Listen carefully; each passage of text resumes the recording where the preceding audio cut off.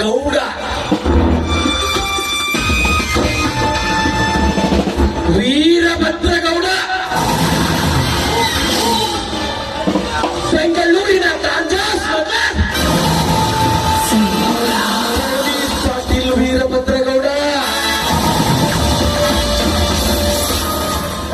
ಈ ಗೌಡ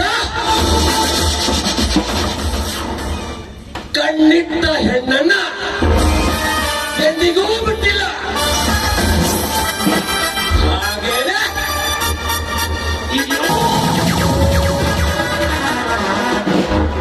ಬಡತನದ ಭೂತಕ್ಕೆ ಸಿಕ್ಕು ಬೆಂದು ಬೆಂಡಾದ ಬಾಲೆ ಆ ಬಡಬಸವ ರಾಜನ ಹೆಂಡತಿ ಸುವರ್ಣ. ಸುವರ್ಣ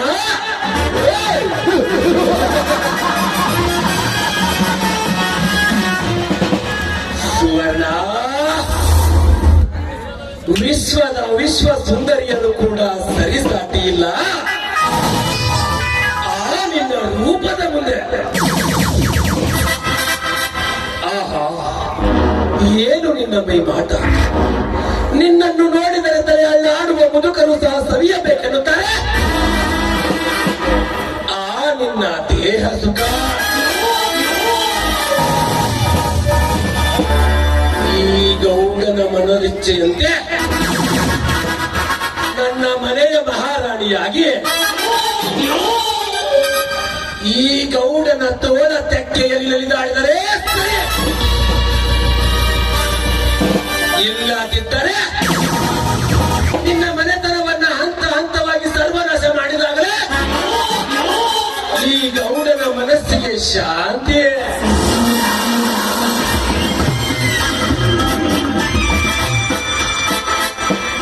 ಓಹೋ, ಈ ಗೌಡನ ಕಾಮದಾಸೆ ಈಡೇರಿಸಲು ಆ ನನ್ನ ರಾಣಿ ಇತ್ತ ಕಡೆಯೇ ಬರುತ್ತಿದ್ದಾಳೆ. ಬರಲಿ ಬರಲಿ, ಇಂದು ಆಮೇಲೆ ಈ ಗೌಡನಿಗೆ ಬಲಿಯಾಗಲೇಬೇಕು.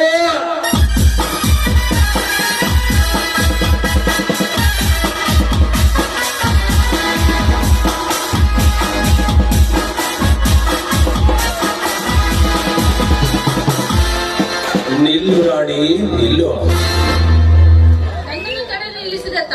ನಾನು ಯಾರು?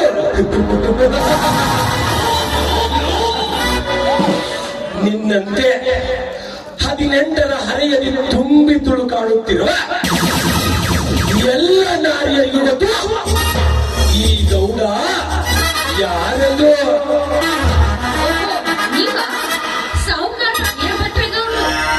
ಹೌದು ಹೆಣ್ಣೆ, ಹೌದು. The great gold business man Patil Veerabhadragowda. ನನ್ನನ್ನು ತಡೆದು ನಿಲ್ಲಿಸಿದ ಕಾರಣ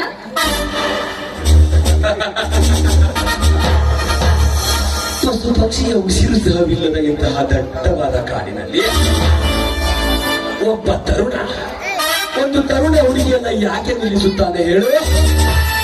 ನನಗೆ ಗೊತ್ತಿಲ್ಲ.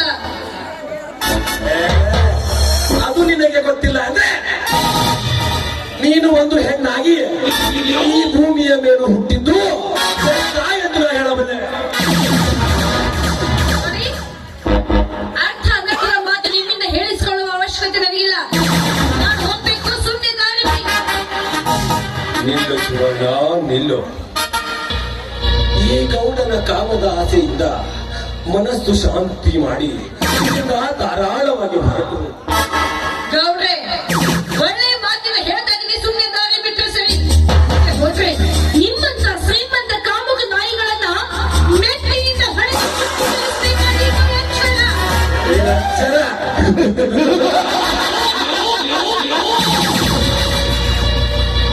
ಎಚ್ಚರ ಎನ್ನುವ ಮೂರಕ್ಷರದ ಪದ ಈ ಗೌಡನ ಕಾಲಡಿಯಲ್ಲಿ ಬಿದ್ದು ಒದ್ದಾಡುತ್ತಿರುವಾಗ ನೀನೇನು ನನಗೆ ಎಚ್ಚರ ಹೇಳುವುದು?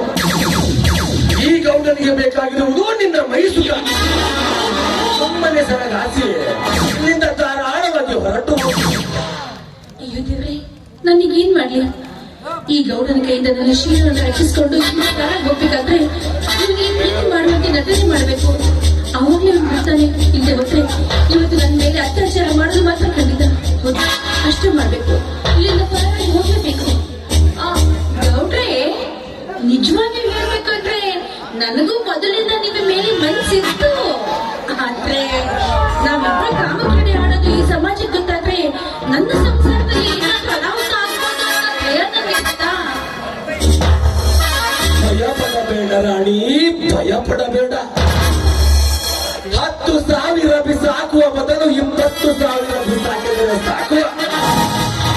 ಕಂಡದ್ದು ಕಾಣದಂತೆ, ನೋಡಿದ್ದು ನೋಡದಂತೆ,